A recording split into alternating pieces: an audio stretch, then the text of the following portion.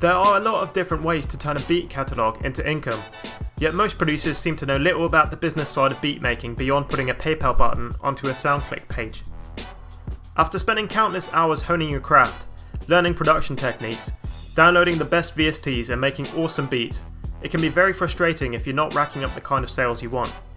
So here are my personal tips, backed up with some image and video proof and compiled after almost a decade of selling beats professionally.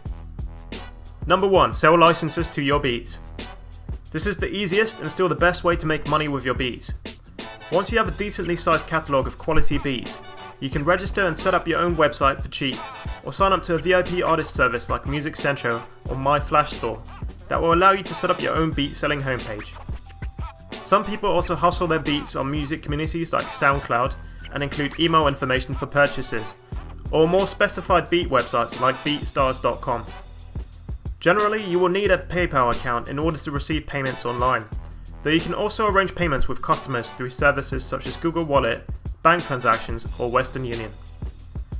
Most producers sell licenses according to 3 main categories: lease license, exclusive license, and sync license. Lease licenses are non-exclusive licenses with a limited sales cap. This means that your buyer can only sell a limited number of digital downloads of physical albums, usually around 2,000 to 10,000. Your beat can be leased to an unlimited amount of buyers as you retain the rights to your beat. Lease licenses are sold by producers anywhere from $1 to $50, with an average of around $25. It is common practice to also offer premium lease licenses, where buyers are given the option to pay a little extra to receive separated instrumental track lines of your beat and or to sell more units. Exclusive licenses, on the other hand, are full ownership licenses, usually with an unlimited sales cap. They are therefore sold to only one customer, and the beat is subsequently marked as sold. Naturally, they will be priced a lot higher, anywhere from $50 to $1 million if you're Timbaland. The final license type, which is ignored by the majority of producers, is a sync license. While lease and exclusive licenses are targeted at recording artists, sync licenses are for media professionals and broadcasters such as websites, movies, TV, or video games. Sync licenses are usually limited to a specified number of broadcasts, for example 1 DVD release title. They are commonly priced between lease and exclusive licenses, depending on the intended use. If you're planning to make beats your full-time income, then selling licenses will be the backbone of your operation. Even if your plan is to go after album placements, your first priority should always be setting up your internet presence. Get yourself a PayPal account, set up a beat selling website and start promoting. Here on my PayPal account you can see the kind of income our beat page generates in a good month. That's $23,000 in USD only. Though of course bear in mind I've been selling beats for a long time, but the sky really is the limit for you. Number 2. Sell other producers' beats. It might seem counterintuitive to spend your time pushing other producers' beats, but building up a team of beatmakers can be beneficial in many ways. Not only can you feed off each other creatively and provide your customers with a constant stream of fresh material, you can also agree to take a set percentage of the sales you make for your fellow producers. If you put together a strong team with a diverse range of beat styles, you can greatly increase your market share and divide marketing duties. Everyone benefits. Number 3. Sell MP3 downloads. A lot of producers neglect selling MP3 downloads to their beats, opting instead to give out free downloads, or not to allow any downloading at all.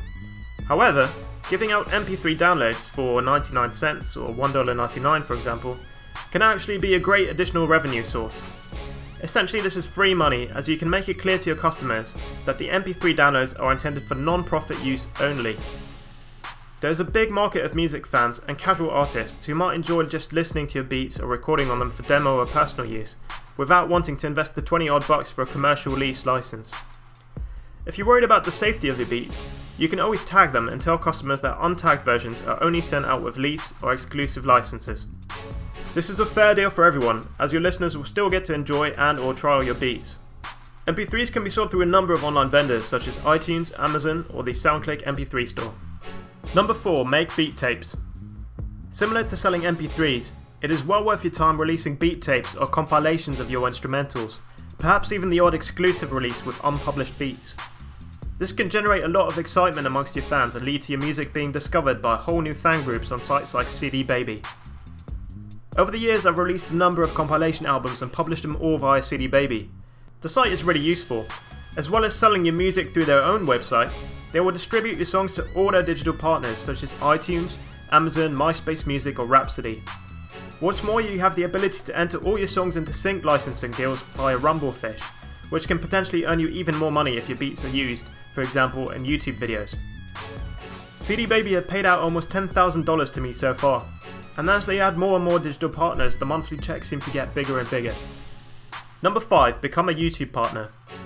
Becoming a YouTube partner, and subsequently having sponsored advertisements displayed in your videos, is more of a long-term strategy, as it will take you a while to get to a point where you're making decent money. Unlike before though, anyone can monetize videos now, which basically means you will have Google Ads displayed before, during, or after your videos. You will need to have signed up to an AdSense account, and will earn a percentage of all ad revenue generated in this way. If you regularly update your YouTube channel with interesting content and get a lot of traffic, this can potentially be a really big earner. If you don't really have the time to make a lot of interesting videos, even just uploading a couple of beat videos a month, that is a video of a beat playing over some kind of static background image, could earn you a tidy sum.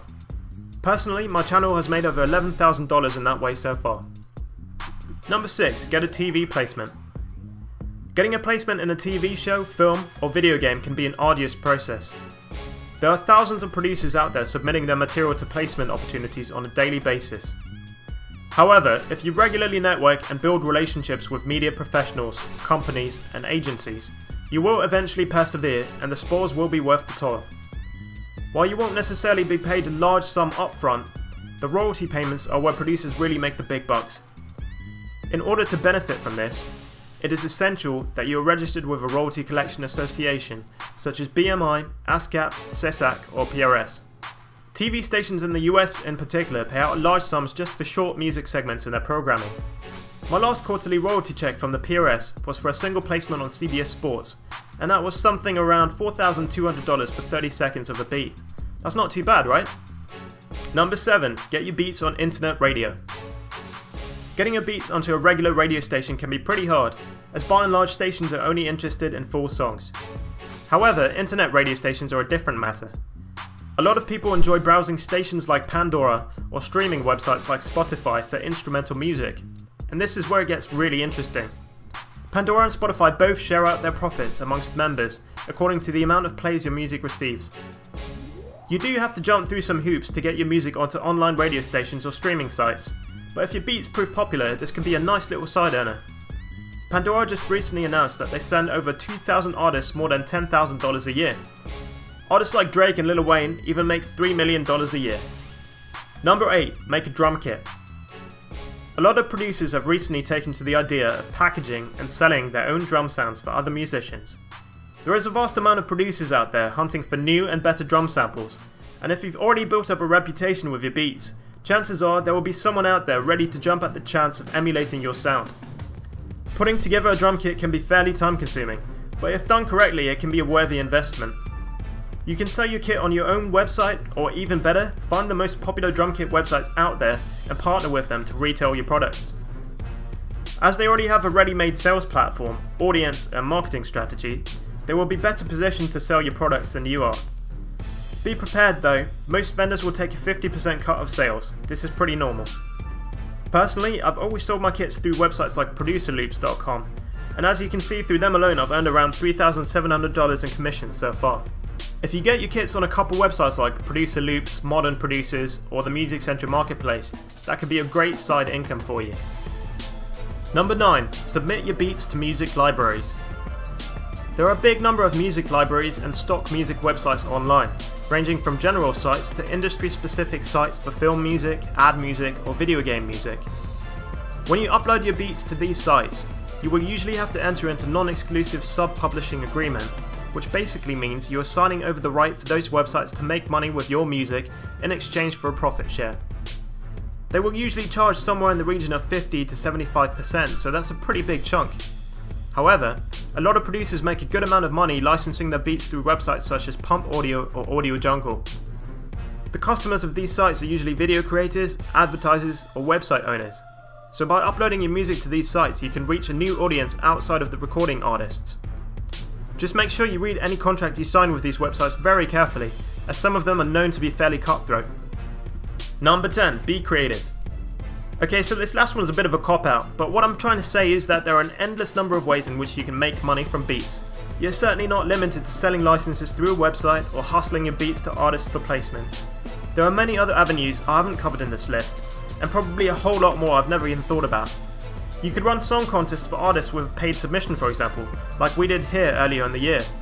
Or you could write an ebook or get paid for product placements on your website. If you come up with any more great ideas or want to collaborate on an innovative project, you're always welcome to hit me up. That's all from me, AD. I'll see you next time.